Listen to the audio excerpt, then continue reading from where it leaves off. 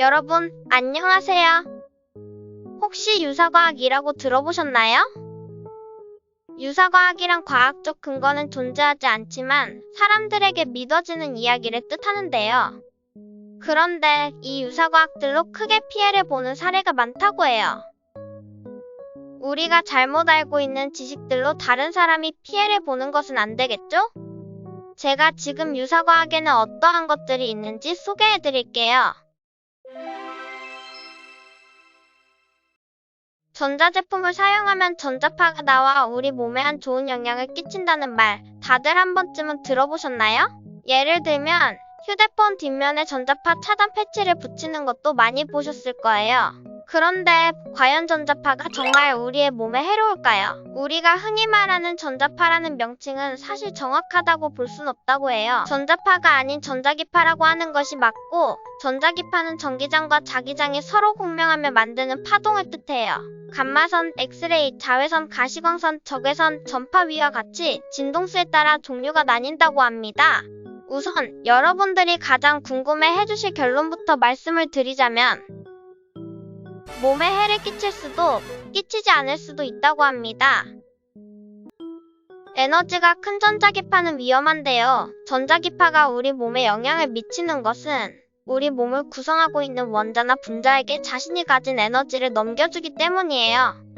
하지만 에너지를 넘겨받은 전자는 속도가 빨라져 원자나 분자로부터 빠져나가게 되면서 분자 구성이 흐트러지고 깨지게 됩니다.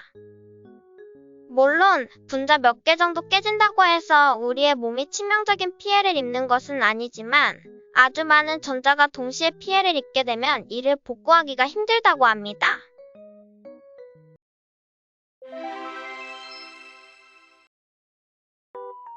한때 먹지 마세요, 피부에 양보하세요랑 광고 문구가 꽤 시선을 끈 적이 있는데요. 콜라겐은 피부에 바르면 좋다고 알려져 있으며 시중에 나와 있는 콜라겐 화장품 가짓수만 해도 어마어마한데요. 콜라겐을 피부에 바르는 것이 정말 효과가 있을까요? 콜라겐은 일종의 단백질인데요. 단백질은 워낙 덩치가 크다 보니 우리 몸에서 그냥 흡수가 되진 않습니다. 더구나 콜라겐은 단백질 중에서도 큰 편에 속하는 녀석입니다. 우리 피부 세포들도 다른 세포와 마찬가지로 세포막을 통해서 물질을 흡수하는데요. 따라서 세포막을 통과할 수 있는 정도의 크기가 되려면 콜라겐 자체도 아미노산으로 분해가 되어야 가능하다는 뜻이죠. 만약 우리 피부 위에 바른 콜라겐이 피부 세포막을 통해 직접 흡수될 수 있다면 바이러스 같은 경우도 아주 쉽게 들어올 수 있을 것입니다. 따라서 콜라겐은 절대로 피부를 통해서 흡수될 수 없다는 뜻입니다.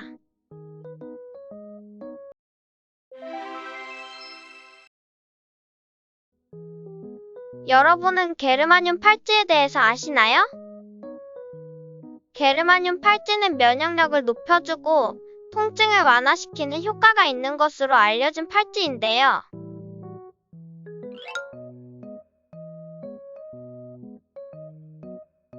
한 기사에 따르면 게르마늄 팔찌의 과학적 근거를 찾다 국제학술지에 그 효능이 검증된 논문을 게재했다는 브랜드가 있었다고 합니다.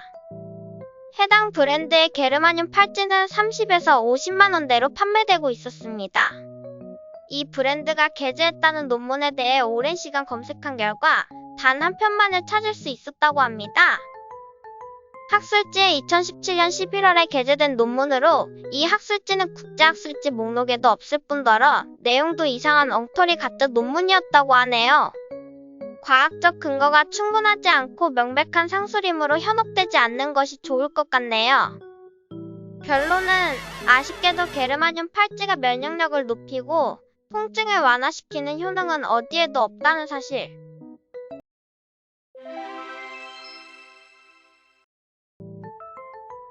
여러분 산성비를 맞으면 대머리가 된다는 이야기를 들어본 적이 있으신가요? 산성비란 대기 중에 부유하는 어떤 물질이 비에 녹아들면 화학 반응에 의해 황산, 질산, 염산 등의 산으로 변하여 빗물의 pH가 5.6 미만이 되는 현상인데요. 일반적으로 pH 미만이 산성이지만 강수의 경우엔 pH7에서 5.6일 산성비라고 하지 않는데 자연적으로 존재하는 이산화탄소 등이 비에 포함되어 원래 산성을 띠기 때문이라고 해요. 따라서 산성비는 비정상적으로 강한 산성을 띠는 강수에만 산성비로 구분을 짓는 것이죠. 일단 여러분이 제일 궁금해하실 결론부터 말씀을 드리자면 산성비를 맞아도 모발에 큰 영향을 주지 않습니다. 국립환경과학원의 자료를 보면 전국 비의 연평균 pH는 4.3에서 5.8이고 대도시의 경우는 pH 4.4에서 4.8 정도인데요.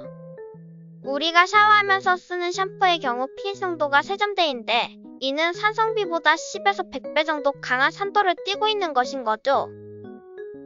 만약 산성비를 맞았을 때 탈모가 오는 것이라면 샴푸를 쓸 때 이미 머리카락이 벗겨지고도 남아야 하는 것이 맞다고 하네요. 네, 이렇게 여러가지 유사과학들을 소개드려봤는데요.